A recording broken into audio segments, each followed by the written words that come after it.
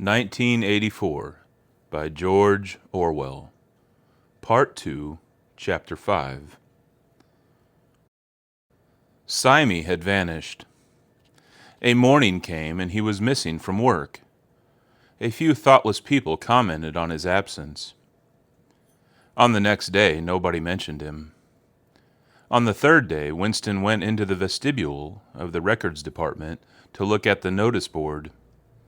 One of the notices carried a printed list of the members of the chess committee, of whom Syme had been one.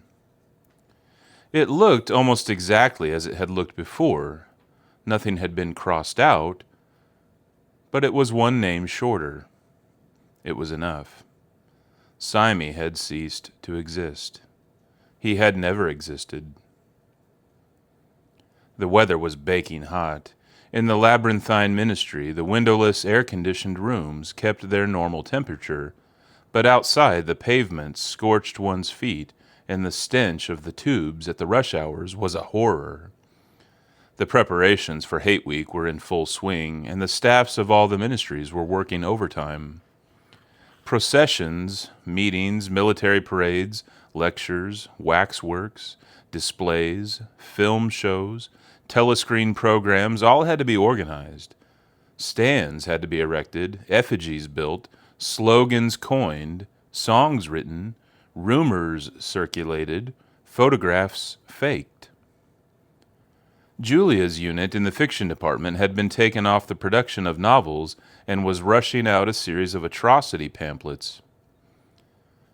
Winston, in addition to his regular work, spent long periods every day in going through back files of the Times and altering and embellishing news items which were to be quoted in speeches. Late at night, when crowds of rowdy proles roamed the streets, the town had a furiously febrile air. The rocket bombs crashed oftener than ever, and sometimes in the far distance there were enormous explosions, which no one could explain, and about which there were wild rumors. The new tune, which was to be the theme song of Hate Week, the Hate Song as it was called, had already been composed and was being endlessly plugged on the telescreens. It had a savage, barking rhythm which could not exactly be called music, but resembled the beating of a drum. Roared out by hundreds of voices to the tramp of marching feet, it was terrifying. The proles had taken a fancy to it, and in the midnight streets it competed with the still popular "It Was Only a Hopeless Fancy." The Parsons children played it at all hours of the night and day, unbearably, on a comb and a piece of toilet paper. Winston's evenings were fuller than ever. Squads of volunteers, organized by Parsons, were preparing the street for Hate Week, stitching banners, painting posters, erecting flagstaffs on the roofs, and perilously slinging wires across the street for the reception of streamers. Parsons boasted that Victory Mansions alone would display 400 meters of bunting. He was in his native element, and as happy as a lark. The heat and the manual work had even given him a pretext for reverting to shorts and an open shirt in the evenings. He was everywhere at once, pushing, pulling, sawing, hammering, improvising, jollying everyone along with comradely exhortations and giving out from every fold of his body what seemed an inexhaustible supply of acrid-smelling sweat. A new poster had suddenly appeared all over London. It had no caption, and represented simply the monstrous figure of a Eurasian soldier, 3 or 4 meters high, striding forward with expressionless Mongolian face and enormous boots, a submachine gun pointed from his hip. From whatever angle you looked at the poster, the muzzle of the gun, magnified by the foreshortening, seemed to be pointed straight at you. The thing had been plastered on every blank space on every wall, even outnumbering the portraits of Big Brother. The proles, normally apathetic about the war, were being lashed into one of their periodical frenzies of patriotism. As though to harmonize with the general mood, the rocket bombs had been killing larger numbers of people than usual. One fell on a crowded film theater in Stepney, burying several hundred victims among the ruins. The whole population of the neighborhood turned out for a long, trailing funeral which went on for hours and was, in effect, an indignation meeting. Another bomb fell on a piece of waste ground which was used as a playground, and several dozen children were blown to pieces. There were further angry demonstrations. Goldstein was burned in effigy. Hundreds of copies of the poster of the Eurasian soldier were torn down and added to the flames, and a number of shops were looted in the turmoil. Then a rumor flew round that spies were directing the rocket bombs by means of wireless waves, and an old couple who were suspected of being of foreign extraction had their house set on fire and perished of suffocation. In the room over Mr. Charrington's shop, when they could get there, Julia and Winston lay side by side on a stripped bed under the open window, naked for the sake of coolness. The rat had never come back, but the bugs had multiplied hideously in the heat. It did not seem to matter. Dirty or clean, the room was paradise. As soon as they arrived, they would sprinkle everything with pepper bought on the black market, tear off their clothes, and make love with sweating bodies, then fall asleep and wake to find that the bugs had rallied and were massing for the counterattack. 4, 5, 6, 7 times they met during the month of June. Winston had dropped his habit of drinking gin at all hours. He seemed to have lost the need for it. He had grown fatter, his varicose ulcer had subsided, leaving only a brown stain on the skin above his ankle. His fits of coughing in the early morning had stopped. The process of life had ceased to be intolerable. He had no longer any impulse to make faces at the telescreen or shout curses at the top of his voice.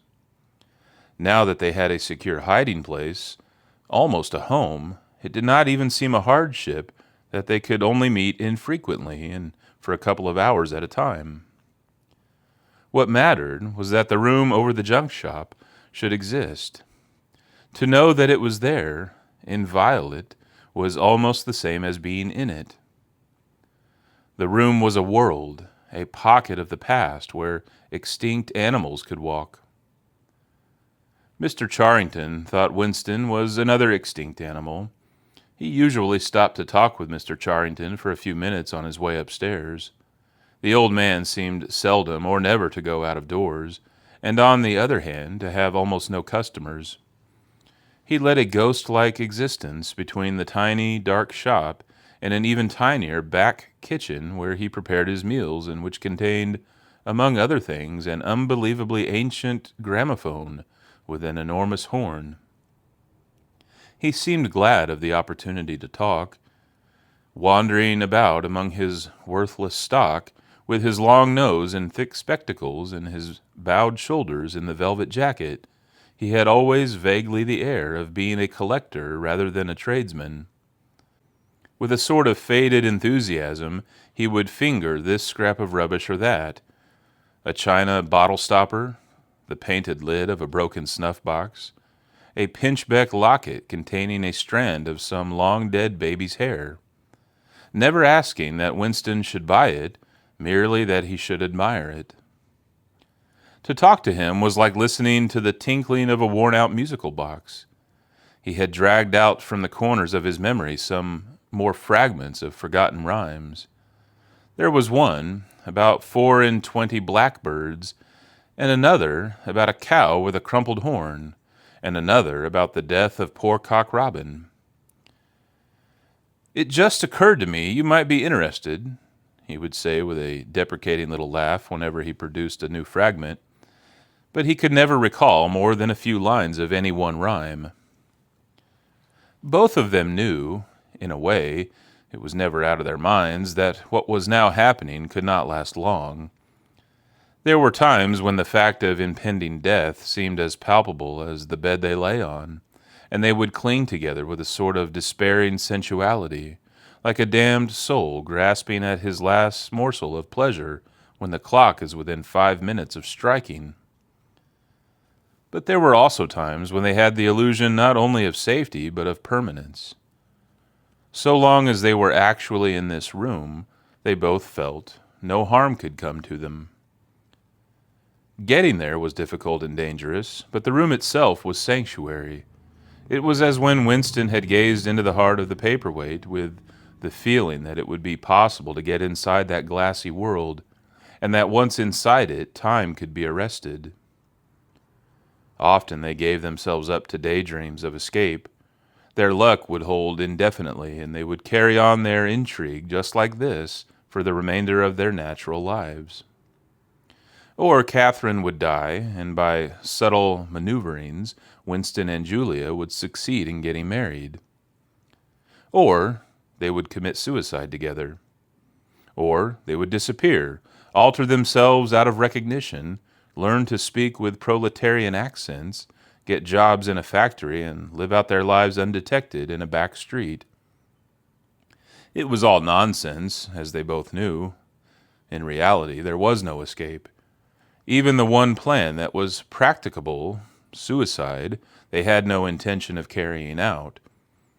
To hang on from day to day and from week to week, spinning out a present that had no future, seemed an unconquerable instinct, just as one's lungs will always draw the next breath so long as there is air available. Sometimes, too, they talked of engaging in active rebellion against the party, but with no notion of how to take the first step. Even if the fabulous Brotherhood was a reality, there still remained the difficulty of finding one's way into it. He told her of the strange intimacy that existed, or seemed to exist, between himself and O'Brien, and of the impulse he sometimes felt simply to walk into O'Brien's presence, announce that he was the enemy of the party, and demand his help. Curiously enough, this did not strike her as an impossibly rash thing to do. She was used to judging people by their faces, and it seemed natural to her that Winston should believe O'Brien to be trustworthy on the strength of a single flash of the eyes. Moreover, she took it for granted that everyone, or nearly everyone, secretly hated the party and would break the rules if he thought it safe to do so. But she refused to believe that widespread, organized opposition existed or could exist. The tales about Goldstein and his underground army, she said, were simply a lot of rubbish which the party had invented for its own purposes and which you had to pretend to believe in. Times beyond number, at party rallies and spontaneous demonstrations, she had shouted at the top of her voice for the execution of people whose names she had never heard and in whose supposed crimes she had not the faintest belief. When public trials were happening, she had taken her place in the detachments from the Youth League, who surrounded the courts from morning to night, chanting at intervals, "Death to the traitors!" During the 2 minutes' hate, she always excelled at all others in shouting insults at Goldstein. Yet she had only the dimmest idea of who Goldstein was and what doctrines he was supposed to represent.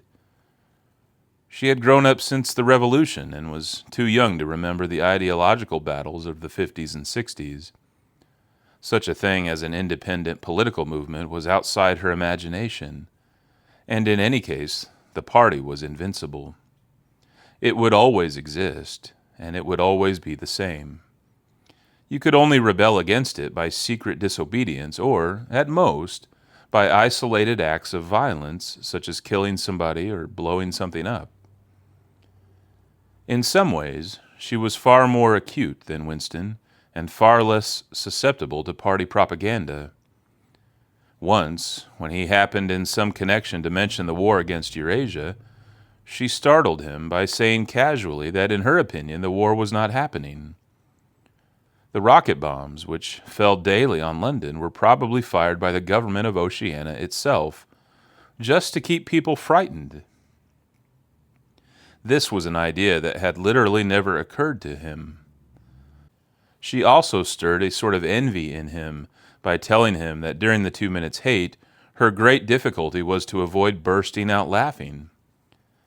But she only questioned the teachings of the party when they in some way touched upon her own life. Often she was ready to accept the official mythology simply because the difference between truth and falsehood did not seem important to her. She believed, for instance, having learnt it at school, that the party had invented airplanes. In his own school days, Winston remembered, in the late 50s, it was only the helicopter that the party claimed to have invented. A dozen years later, when Julia was at school, it was already claiming the airplane. One generation more, and it would be claiming the steam engine.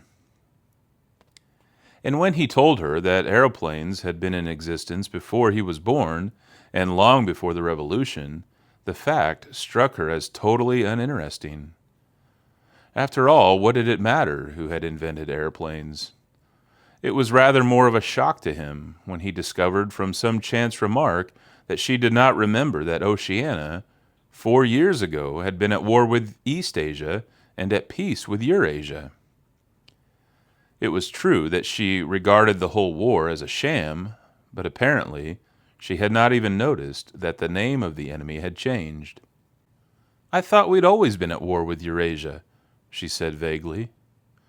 It frightened him a little. The invention of airplanes dated from long before her birth, but the switchover in the war had happened only 4 years ago, well after she was grown up.